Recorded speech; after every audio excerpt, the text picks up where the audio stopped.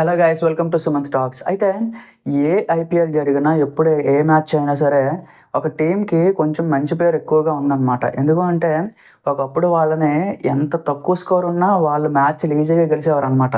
ఇప్పుడు మిగతా టీమ్స్ అయితే ఒక 170, 180 ఉంటే కొంచెం సెక్యూర్గా ఫీల్ అవుతారు. బట్ ఇక్కడికి వచ్చేటప్పటికి ఈ టీంకి అట్లీస్ట్ 140 ఉన్నా పర్లేదు మేము గెలుస్తాం అనే నమ్మకంతో దిగుతారనమాట. సో అలాంటి టీం కోసమే ఈరోజు మనం మాట్లాడుకోబోతున్నాం. ఆ టీం పేరు వచ్చేసి మీ అందరికీ తెలిసిందే, ముంబై ఇండియన్స్. అయితే ఈ టీంకి ఉన్న స్పెషాలిటీ ఏంటి అంటే ఒకప్పుడు ఒక 6-7 సీజన్లకు ముందు మలింగ, పోలార్డ్, అలాగే అంబట్ రాయుడు, సో ఇలాంటి మంచి మంచి క్వాలిటీ ప్లేయర్లు ఉండేవారు అనమాట. సో వాళ్ళందరితో పాటుగా రోహిత్, హార్దిక్ పాండ్యా, కృణాల్ పాండ్యా, సో వీళ్ళందరూ ముంబై ప్లేయర్స్. సో వీళ్ళంతా కూడా నిజంగా అవతల టీంకి కూడా ఏదో కొంచెం టెన్షన్లా ఉండేది.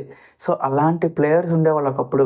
బట్ రీసెంట్గా ఒక 2-3 సంవత్సరాల నుంచి ఈ టీం క్వాలిఫై అవ్వడానికి కూడా చాలా ఇబ్బంది పడుతుందన్నమాట. సో అందుకని చెప్పి ఈసారి ప్రాపర్ ప్లానింగ్తో, ప్రాపర్ ఎగ్జిక్యూషన్తో ఈ ఐపీఎల్లో దిగబోతున్నారు. ఆ టీంలో మెయిన్గా బౌలింగే ప్లస్. ఐపీఎల్ అంటే బ్యాటింగ్ అనేది చాలా ఈజీ అయిపోతుంది అందరికీ. బట్ ఈసారి ఈ టీంకి ఎక్కువగా ఫోకస్ చేసింది బౌలర్స్నే. First Trent Boult, Bumrah, Deepak Chahar. So ఈ ముగ్గురు కూడా అల్టిమేట్ కాంబినేషన్ అనమాట. సో బౌల్ట్ని ఫస్ట్ 4 ఓవర్లలో ఈయనతో మనకి స్పెల్ అయిపిస్తారు. దీపక్ చాహర్, బౌల్ట్ ఫస్ట్ 4 ఓవర్లు తీసుకుంటారనమాట. సో ఈవెన్ పవర్ ప్లే మొత్తం తీసుకున్న ఆశ్చర్యం లేదు. సో దీపక్ చాహర్ మంచిగా స్వింగ్ చేస్తాడు, అవుట్ స్వింగ్ ఉంటుంది, ఇన్ స్వింగ్ ఉంటుంది అనమాట. సో అలాగా Trent Boult. So Trent Boult కూడా మనకి చాలా రికార్డు ఉంది ఆయనకి. పవర్ ప్లేలో ఎక్కువ వికెట్లు తీసిన బౌలర్ ఐపీఎల్లో ట్రెంట్ బౌల్టే. మీరు కావాలంటే గూగుల్లో కూడా సెర్చ్ చేసి చూడొచ్చు. సో అలాంటి బౌలరు ముంబై పిచ్చులు ఏంటంటే ఎస్పెషల్లీ ఫాస్ట్ బౌలర్లకి అవి సహకరిస్తాయి అనమాట. సో అలాంటి పిచ్చుల మీద బౌల్ట్, దీపక్ చాహర్ ఫస్ట్ 6 ఓవర్లు పడిపోతే మిడిల్ ఓవర్లో ఎవరో నార్మల్ స్పిన్నర్లతో లాగిన్ చేసిన తర్వాత డెత్ ఓవర్స్కి వచ్చేటప్పటికి బుమ్రా రెడీ అయిపోతాడు అనమాట. సో అలాంటి బౌలింగ్ లైనప్ పెట్టుకొని ఫర్ ఎగ్జాంపుల్ ఏదో ఒక సిచ్యువేషన్ వచ్చింది అనుకోండి, 2 ఓవర్లకు 16 కొట్టాలి, లేకపోతే 2 ఓవర్లకి ఎంతో 18, 3 ఓవర్లకు 16. సో ఇలాంటి టైట్ సిచ్యువేషన్స్ ఉన్నప్పుడు కూడా, ప్రెజర్ ఎక్కువగా ఉన్న సిచ్యువేషన్లో కూడా రోహిత్ కానీ, హార్దిక్ కానీ ఈజీగా డిసిషన్ తీసుకోగలరు అనమాట.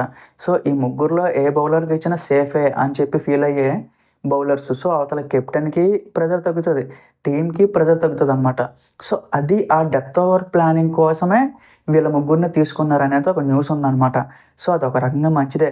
సో వీళ్ళు ప్రాపర్గా ఎఫర్ట్స్ పెట్టి ప్రాపర్ బౌలింగ్ వేసి స్కోర్ బోర్డ్ని కంట్రోల్ చేస్తే బ్యాటింగ్ కూడా అంతే ఈజీ అయిపోద్ది అనమాట. So Rohit, Will Jacks, Tilak Varma, Suryakumar Yadav, Hardik Pandya, so 5 బ్యాట్స్మెన్లు చాలు. సో 150 ఉన్నా, 160, 170 ఉన్నా చాలా ఈజీగా వీళ్ళైతే చేజ్ కానీ అలాగే ఆ స్కోర్ బోర్డ్ కానీ పరిగెత్తించగలుగుతారు అనమాట. అలాంటి బౌలింగ్, అలాంటి బ్యాటింగ్ పెట్టుకొని A to Z ప్రతిదీ ప్రాపర్ ప్లానింగ్తో దిగుతున్నారనమాట. సో మ్యాక్సిమం చాలామంది ఏమనుకుంటున్నారు అంటే ఎజంప్షన్, సో ఈజీగా ఈసారి క్వాలిఫై అవుతుంది అని చెప్పి అనుకుంటున్నారనమాట. కాకపోతే వీళ్ళకు ఉన్నదే ఎప్పుడు అక్కడ ఒక సెంటిమెంట్లో అనుకుంటారో మరి ఏంటో తెలియదు.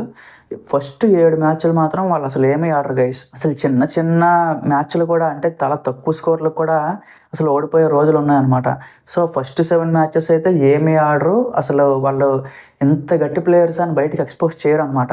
ఎప్పుడైతే 7వ మ్యాచ్, 8వ మ్యాచ్ నుంచి వాళ్ళ అసలు రూపం బయటపడుతుంది, అసలు మ్యాచెస్, అసలు గేమ్ ప్లే బయటపడుతుంది అనమాట. సో అలాంటి దారుణమైన ప్లేయర్స్ వాళ్ళతో కొంచెం జాగ్రత్తగా ఉండాలి అని చెప్పి మిగతా టీమ్ ప్లాన్స్లో కూడా ఒక ఎలిమెంట్స్ అయితే ఉన్నాయన్నమాట. సో అది గైస్ ముంబై ఇండియన్స్కి సంబంధించి అప్డేటు. సో మిగతా టీమ్స్ అన్నిటి కూడా నేను సంబంధించి పోస్ట్ చేస్తూ ఉంటాను.